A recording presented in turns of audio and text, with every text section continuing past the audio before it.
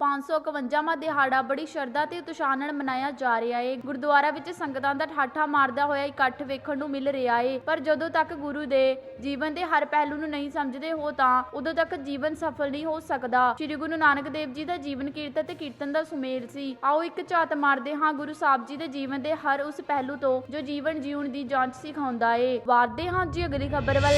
CM Khattar ਨੇ ਪਹਿਲਾਂ ਕਿਸਾਨਾਂ ਨੂੰ ਖਾਲਿਸਤਾਨ ਦੱਸਿਆ, ਹੁਣ ਲਗਾਇਆ ਹੈ ਵੱਡਾ ਇਲਜ਼ਾਮ। ਕੈਪਟਨ ਨੇ ਵੀ ਦਿੱਤਾ ਤਕੜਾ ਜਵਾਬ। ਜੀ ਹਾਂ ਦੋਸਤੋ, ਤੁਹਾਨੂੰ ਦੱਸ ਦਈਏ ਕਿ ਕਿਸਾਨ ਅੰਦੋਲਨ ਵਿੱਚ ਸ਼ਾਮਿਲ ਕੁਝ ਲੋਕਾਂ ਦੇ ਬਿਆਨਾਂ ਦੇ ਆਧਾਰ ਤੇ ਹਰਿਆਣਾ ਦੇ ਮੁੱਖ ਮੰਤਰੀ ਮਨੋਹਰ ਲਾਲ ਖੱਟਰ ਨੇ ਪਹਿਲਾਂ ਕਿਸਾਨ ਅੰਦੋਲਨ ਨੂੰ ਖਾਲਿਸਤਾਨ ਨਾਲ ਜੋੜਿਆ। ਹੁਣ ਇੱਕ ਹੋਰ ਵੱਡਾ ਇਲਜ਼ਾਮ ਲਗਾਇਆ ਹੈ ਕਿ ਪੰਜਾਬ ਵੱਲੋਂ ਮੁੱਖ ਮੰਤਰੀ ਕੈਪਟਨ ਅਮਰਿੰਦਰ ਸਿੰਘ ਨੂੰ ਸਖਤ ਸ਼ਬਦਾਂ ਵਿੱਚ ਜਵਾਬ ਦਿੱਤਾ ਹੈ। ਹਰਿਆਣਾ ਦੇ ਮੁੱਖ ਮੰਤਰੀ ਮਨੋਹਰ ਲਾਲ ਖੱਟਰ ਨੂੰ ਜਦੋਂ ਪੁੱਛਿਆ ਕਿ ਕਿਸਾਨਾਂ ਨੂੰ ਰੋਕਣ ਲਈ ਕਿ ਕੇਂਦਰ ਦਾ ਦਬਾਅ ਸੀ, ਉਹਨਾਂ ਨੇ ਕਿਹਾ ਕਿ ਕਰੋਨਾ ਦੀ ਵਜ੍ਹਾ ਕਰਕੇ ਰੈਲੀ ਤੇ ਹੋਰ ਪ੍ਰੋਗਰਾਮਾਂ ਤੇ ਰੋਕ ਲਗਾਈ ਗਈ ਸੀ। ਖੱਟਰ ਨੇ ਕਿਹਾ ਕਿ ਜੇਕਰ ਕਰੋਨਾ ਫੈਲਦਾ ਹੈ ਤਾਂ ਇਸ ਲਈ ਪੰਜਾਬ ਸਰਕਾਰ ਜ਼ਿੰਮੇਵਾਰ ਹੋਵੇਗੀ। ਤਾਂ ਸੀਐਮ ਕੈਪਟਨ ਨੇ ਕਿਹਾ ਕਿ ਹਰਿਆਣਾ ਦੇ ਮੁੱਖ ਮੰਤਰੀ ਨੂੰ ਤਕੜਾ ਜਵਾਬ ਦਿੱਤਾ। ਮੁੱਖ ਮੰਤਰੀ ਕੈਪਟਨ ਅਮਰਿੰਦਰ ਸਿੰਘ ਨੇ ਹਰਿਆਣਾ ਦੇ ਮੁੱਖ ਮੰਤਰੀ ਨੂੰ ਨਸੀਹਤ ਦਿੰਦੇ ਹੋਏ ਕਿ ਕੋਵਿਡ ਦੇ ਫੈਲਾਅ ਨੂੰ ਲੈ ਕੇ ਪਹਿਲਾਂ ਆਪਣੀ ਸਰਕਾਰ ਦਾ ਰਿਕਾਰਡ ਚੈੱਕ ਕਰਨ। ਸਿਰਫ ਇੰਨਾ ਹੀ ਨਹੀਂ, ਮੁੱਖ ਮੰਤਰੀ ਕੈਪਟਨ ਨੇ ਸਵਾਲ ਪੁੱਛਿਆ ਕਿ ਜੇਕਰ ਹਰਿਆਣਾ ਨੂੰ ਕਰੋਨਾ ਫੈਲਣ ਦੀ ਇੰਨੀ ਚਿੰਤਾ ਸੀ ਤਾਂ ਕਿਸਾਨਾਂ ਨੂੰ ਦਿੱਲੀ ਜਾਣ ਤੋਂ ਕਿਉਂ ਰੋਕਿਆ?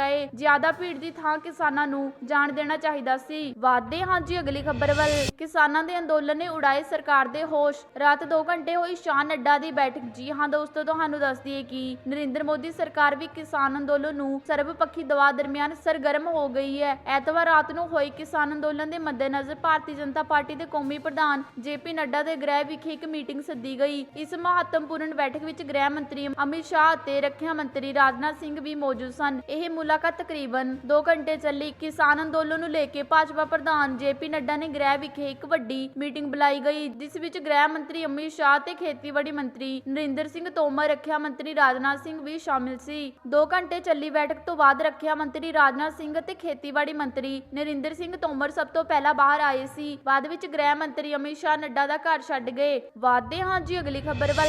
ਦੇਸ਼ ਦੇ 32 ਲੱਖ ਸਾਬਕਾ ਫੌਜੀ ਕਿਸਾਨਾਂ ਦੀ ਹਮਾਇਤ ਵਿੱਚ ਦਿੱਲੀ ਜਾਣਗੇ। ਜੀ ਹਾਂ ਦੋਸਤੋ, ਤੁਹਾਨੂੰ ਦੱਸਦੀ ਕਿ ਦੇਸ਼ ਭਰ ਦੇ 32 ਲੱਖ ਸਾਬਕਾ ਫੌਜੀ ਕਿਸਾਨਾਂ ਦੀ ਹਮਾਇਤੀ ਵਿੱਚ ਦਿੱਲੀ ਬਾਰਡਰ ਤੇ ਪਹੁੰਚ ਕੇ ਕਿਸਾਨਾਂ ਦਾ ਸਾਥ ਦੇਣਗੇ ਅਤੇ ਉਹਨਾਂ ਨੂੰ ਸਿਖਲਾਈ ਦੇਣਗੇ ਕਿ ਕਿੱਲਾਬੰਦੀ ਕਿਵੇਂ ਕੀਤੀ ਜਾਵੇ। ਇਹ ਪ੍ਰਗਟਾਵਾ ਸਾਬਕਾ ਸੈਨਿਕ ਐਕਸ਼ਨ ਗਰੁੱਪ ਪੰਜਾਬ ਦੇ ਸੂਬਾ ਪ੍ਰਧਾਨ ਜਥੇਦਾਰ ਗੁਰਤੇਜ ਸਿੰਘ ਦਾਨਗੜ ਨੇ ਕੀਤਾ ਹੈ। ਇੱਥੇ ਪਟਿਆਲਾ ਮੀਡੀਆ ਕਲੱਬ ਵਿਖੇ ਇੱਕ ਪ੍ਰੈਸ ਕਾਨਫਰੰਸ ਨੂੰ ਸੰਬੋਧਿਤ ਕਰਦਿਆਂ ਜਥੇਦਾਰ ਦਾਨਗੜ ਅਤੇ ਗਰੁੱਪ ਦੇ ਹੋਰ ਅਹੁਦੇਦਾਰਾਂ ਨੇ ਦੱਸਿਆ ਕਿ ਅਸੀਂ ਸਾਰੇ ਸਾਬਕਾ ਫੌਜੀਆਂ ਨੂੰ ਆਖਿਆ ਹੈ ਕਿ ਉਹ ਆਪੋ ਆਪਣੇ ਸਾਧਨਾਂ ਰਾਹੀਂ ਦਿੱਲੀ ਕਿਸਾਨਾਂ ਦੇ ਧਰਨੇ ਵਿੱਚ ਪੁੱਜਣ ਤੇ ਕਿਸਾਨਾਂ ਦੀ ਹਰ ਪੱਖੋਂ ਮਦਦ ਕਰਨ। ਇਸ ਦੀ ਟ੍ਰੇਨਿੰਗ ਵੀ ਦਿਆਂਗੇ। ਨਾਲ ਹੀ ਕੇਂਦਰ ਸਰਕਾਰ ਨੂੰ ਚੇਤਾਵਨੀ ਵੀ ਦਿੰਦੇ ਹਾਂ ਕਿ ਜੇਕਰ ਸਾਬਕਾ ਫੌਜੀਆਂ ਦੇ ਮਸਲੇ ਨੂੰ ਸੁਲਝਾਏ ਤਾਂ ਉਹ ਫਿਰ ਜਿਵੇਂ ਕਿਸਾਨਾਂ ਦੇ ਦਿੱਲੀ ਘੇਰੀ ਹੈ, ਉਸੇ ਤਰੀਕੇ ਸਾਬਕਾ ਫੌਜੀ ਵੀ ਆਪਣੀ ਮੰਗਾਂ ਦੇ ਹੱਕ ਵਿੱਚ ਦਿੱਲੀ ਘੇਰਨਗੇ। ਵਾਧੇ ਹਾਂ ਜੀ ਅਗਲੀ ਖਬਰ ਵੱਲ।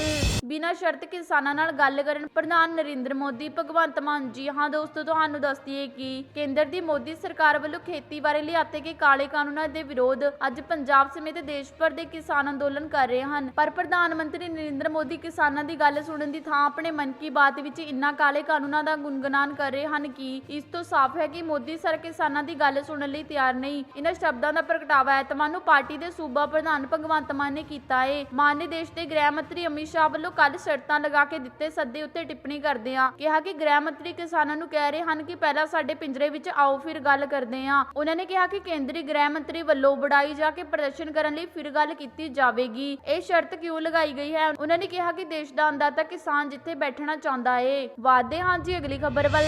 ਬੇਦਬੀ ਕਾਂਡ 'ਚ ਫਸੇ ਡੇਰਾ ਪ੍ਰੇਮੀਆਂ ਨੂੰ ਪੰਜਾਬ ਸਰਕਾਰ ਨੇ ਦਿੱਤੀ ਸੁਰੱਖਿਆ। ਜੀ ਹਾਂ ਦੋਸਤੋ, ਤੁਹਾਨੂੰ ਦੱਸ ਦਈਏ ਕਿ ਲੰਘੀ 20 ਨਵੰਬਰ ਨੂੰ ਜ਼ਿਲ੍ਹੇ ਤੇ ਕਸਬਾ ਭਗਤਾ ਭਾਈ 'ਚ ਦਿਨ ਦਿਹਾੜਾ ਡੇਰਾ ਪ੍ਰੇਮੀ ਮਨੋਹਰ ਲਾਲ ਦੇ ਹੋਏ ਕਤਲ ਤੋਂ ਬਾਅਦ ਪੰਜਾਬ ਸਰਕਾਰ ਨੇ ਹੁਣ ਬੇਦਬੀ ਕਾਂਡ ਦੇ ਕਥਿਤ ਦੋਸ਼ੀ ਡੇਰਾ ਪ੍ਰੇਮੀ ਸੁਰੱਖਿਆ ਮੁਹੱਈਆ ਕਰਵਾਈਆਂ ਹਨ। ਕਰੀਬ 4 ਦਿਨ ਤੱਕ ਮ੍ਰਿਤਕ ਡੇਰਾ ਪ੍ਰੇਮੀ ਦੀ ਲਾਸ਼ ਲੈ ਕੇ ਡੇਰਾ ਸਲਾਹਪੁਰਾ ਕੋਲ ਧਰਨੇ ਤੇ ਬੈਠੇ ਹੋਏ ਪ੍ਰੇਮੀਆਂ ਨਾਲ ਮਨੋਹਰ ਲਾਲ ਦਾ ਅੰਤਿਮ ਸੰਸਕਾਰ ਕਰਵਾਉਣ ਲਈ ਸਰਕਾਰ ਦੀ ਤਰਫੋਂ ਪ੍ਰਸ਼ਾਸਨਿਕ ਪੱਧਰ ਤੇ ਹੋਈ ਗੱਲਬਾਤ ਦਾ ਇਹ ਫੈਸਲਾ ਲਿਆ ਗਿਆ ਹੈ। ਸੂਤਰਾਂ ਮੁਤਾਬਿਕ ਸੁਰੱਖਿਆ ਹਾਸਲ ਕਰਨ ਵਾਲਿਆਂ ਵਿੱਚ ਮ੍ਰਿਤਕ ਮਨੋਹਰ ਲਾਲ ਦਾ ਪੁੱਤਰ ਤੇ ਸ੍ਰੀ ਗੁਰੂ ਗ੍ਰੰਥ ਸਾਹਿਬ ਜੀ ਦੀ ਬੇਦਬੀ ਕਾਂਡ 'ਚ ਫਸਿਆ ਜਤਿੰਦਰਵੀਰ ਸਿੰਘ ਉਰਫ ਜਿੰਮੀ ਅਰੋੜਾ ਵੀ ਸ਼ਾਮਿਲ ਹੈ। ਪੁਲਿਸ ਵਿਭਾਗ ਦੇ ਸੂਤਰਾਂ ਮੁਤਾਬਿਕ ਜਿੰਮੀ ਅਰੋੜਾ ਨਾਲ 4 ਪੁਲਿਸ ਮੁਲਾਜ਼ਮ ਤੇ ਤੈਨਾਤ ਕੀਤੇ ਗਏ ਹਨ। ਵਾਧੇ ਹਾਂ ਜੀ ਅਗਲੀ ਖਬਰ ਵੱਲ।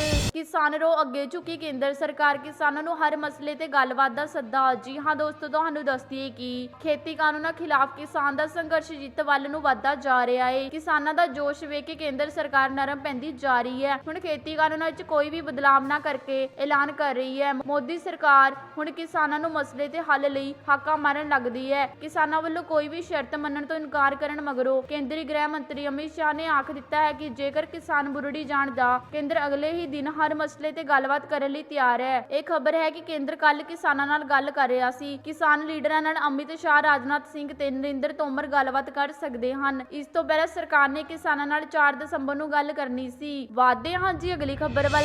ਕਿਸਾਨਾਂ ਦੇ ਮਾਮਲੇ ਦਰਜ ਕਰਨ ਨੂੰ ਲੈ ਕੇ ਲੋਹਾ ਲਾਖਾ ਹੋਏ ਨਵਜੋਤ ਸਿੰਘ ਸਿੱਧੂ ਟਵੀਟ ਤੇ ਚੁੱਕੇ ਸਵਾਲ। ਜੀ ਹਾਂ ਦੋਸਤੋ, ਤੁਹਾਨੂੰ ਦੱਸ ਦਈਏ ਕਿ ਕੇਂਦਰ ਸਰਕਾਰ ਵੱਲੋਂ ਲਿਆਤੇ ਖੇਤੀ ਕਾਨੂੰਨਾਂ ਰੱਦ ਕਰਵਾਉਣ ਲਈ ਦਿੱਲੀ ਦੇ ਰਾਹ ਪਏ ਕਿਸਾਨਾਂ ਦੇ ਮਾਮਲੇ ਦਰਜ ਕਰਨ ਨੂੰ ਨਵਜੋਤ ਸਿੰਘ ਸਿੱਧੂ ਨੇ ਸਵਾਲ ਚੁੱਕੇ ਹਨ। ਨਵਜੋਤ ਸਿੰਘ ਸਿੱਧੂ ਨੇ ਪੁੱਛਿਆ ਕਿ 10,000 ਕਿਸਾਨ ਅੰਦੋਲਨਕਾਰੀਆਂ ਨੇ ਜਿਹੜੇ ਮਾਮਲੇ ਦਰਜ ਕੀਤੇ ਗਏ ਹਨ ਉਹ ਅਪਰਾਧੀ ਹਨ। ਸਿੱਧੂ ਨੇ ਟਵੀਟ ਕਰਦੇ ਹੋਏ ਪੁੱਛਿਆ ਕਿ ਭਾਰਤ ਤੇ ਹਮਲਾ ਕਰਨ ਸਮੇਂ ਢਾਲ ਕੌਣ ਬਣਿਆ ਸੀ। ਸੁਤੰਤਰਤਾ ਦਾ ਸੰਗਰਾਮ ਵਿੱਚ ਸਭ ਤੋਂ ਵੱਧ ਸ਼ਹੀਦਾਂ ਦੀ ਗਿਣਤੀ, ਸਭ ਤੋਂ ਵੱਧ ਪਰਮਵੀਰ ਚੱਕਰ ਜਿਨ੍ਹਾਂ ਨੇ ਹਾਸਿਲ ਕੀਤੇ, ਜਿਨ੍ਹਾਂ ਨੇ ਹਰੀ ਕ੍ਰਾਂਤੀ ਲਿਆਤੀ ਅਤੇ 80 ਕਰੋੜ ਲੋਕਾਂ ਦਾ ਢਿੱਡ ਭਰਿਆ, ਕਿ ਅੱਜ ਉਹ ਅਪਰਾਧੀ ਹੋ ਗਏ ਹਨ। ਇਸ ਤੋਂ ਇਲਾਵਾ ਨਵਜੋਤ ਸਿੰਘ ਸਿੱਧੂ ਨੇ ਆਪਣੇ ਟਵਿੱਟਰ ਹੈਂਡਲ ਤੇ ਵੀ 2 ਵੀਡੀਓ ਸਾਂਝੀਆਂ ਕੀਤੀਆਂ ਹਨ, ਜਿਸ ਵਿੱਚ ਉਹਨਾਂ ਨੇ ਕਿਸਾਨਾਂ ਦੀ ਸ਼ਲਾਘਾ ਕਰਦੇ ਹੋਏ ਕੇਂਦਰ ਸਰਕਾਰ ਤੇ ਹਮਲਾ ਬੋਲਿਆ ਏ। ਵਾਧੇ ਹਾਂ ਜੀ ਅਗਲੀ ਖਬਰ ਵੱਲ। ਕੇਜਰੀਵਾਲ ਲਗਾਤਾਰ ਦੇ ਰਹੇ ਹਨ ਕਿਸਾਨਾਂ ਦਾ ਸਾਥ, ਕਿਹਾ ਬਗੈਰ ਸ਼ਰਤ ਕੇਂਦਰ ਕਰੇ ਕਿਸਾਨਾਂ ਨਾਲ ਗੱਲਬਾਤ। ਜੀ ਹਾਂ ਦੋਸਤੋ, ਤੁਹਾਨੂੰ ਦੱਸ ਦਈਏ ਕਿ ਦਿੱਲੀ ਦੇ ਮੁੱਖ ਮੰਤਰੀ ਅਰਵਿੰਦ ਕੇਜਰੀਵਾਲ ਨੇ ਐਤਵਾਰ ਨੂੰ ਕਿਹਾ ਕਿ ਕੇਂਦਰ ਨੂੰ ਨਵੇਂ ਖੇਤੀਬਾੜੀ ਕਾਨੂੰਨਾਂ ਦਾ ਵਿਰੋਧ ਕਰਨ ਵਾਲੇ ਕਿਸਾਨਾਂ ਨਾਲ ਤੁਰੰਤ ਤੇ ਬਗੈਰ ਸ਼ਰਤ ਗੱਲਬਾਤ ਕਰਨੀ ਚਾਹੀਦੀ ਹੈ। ਕਿਸਾਨ ਲਗਾਤਾਰ 4 ਦਿਨਾਂ ਦੇ ਨਵੇਂ ਖੇਤੀਬਾੜੀ ਕਾਨੂੰਨਾਂ ਦਾ ਵਿਰੋਧ ਕਰ ਰਹੇ ਹਨ ਅਤੇ ਰਾਸ਼ਟਰੀ ਰਾਜਧਾਨੀ ਸਿੰਘੂ ਅਤੇ ਟਿੱਕਰੀ ਸਰਹੱਦ ਤੇ ਖੜੇ ਹੋਏ ਹਨ। ਆਮ ਆਦਮੀ ਪਾਰਟੀ ਆਪ ਨੇ ਕਿਸਾਨਾਂ ਦੇ ਪ੍ਰਦਰਸ਼ਨ ਦਾ ਸਮਰਥਨ ਕੀਤਾ ਹੈ। ਪਾਰਟੀ ਦੇ ਕੌਮੀ ਕਨਵੀਨਰ ਕੇਜਰੀਵਾਲ ਨੇ ਕੇਂਦਰ ਨੂੰ ਕਿਹਾ ਕਿ ਇਸ ਨੂੰ ਤੁਰੰਤ ਕਿਸਾਨਾਂ ਨੂੰ ਮਿਲਣਾ ਚਾਹੀਦਾ ਹੈ। ਉਹਨਾਂ ਨੇ ਇੱਕ ਟਵੀਟ ਵਿੱਚ ਕਿਹਾ ਕਿ ਕੇਂਦਰ ਸਰਕਾਰ ਨੂੰ ਤੁਰੰਤ ਅਤੇ ਬਗੈਰ ਸ਼ਰਤ ਕਿਸਾਨਾਂ ਨਾਲ ਗੱਲਬਾਤ ਕਰਨੀ ਚਾਹੀਦੀ ਹੈ। ਵਾਧੇ ਹਾਂ ਜੀ ਅਗਲੀ ਖਬਰ ਵੱਲ।